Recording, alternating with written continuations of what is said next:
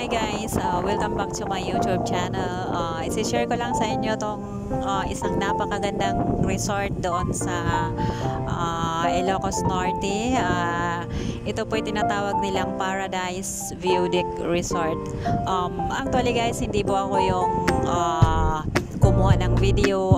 Pinasa lang po to ng asawa ko nung sila po ay nag-outing ng kanyang pinagtatrabahoan na Yakult company doon sa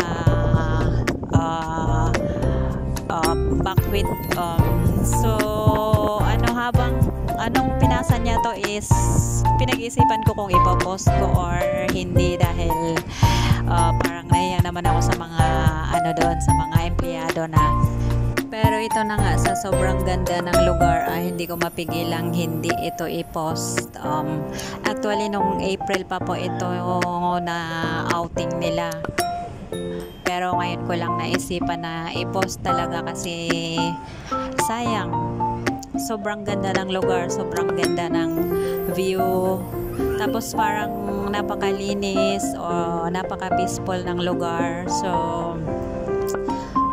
gusto ko nga rin pag umuwi ako ng Pilipinas gusto kong pumunta dyan sa lugar na yan kapag may time pa, kasi maiksi lang kasi yung oras ng bakasyon namin kapag titignan ko kapag may time.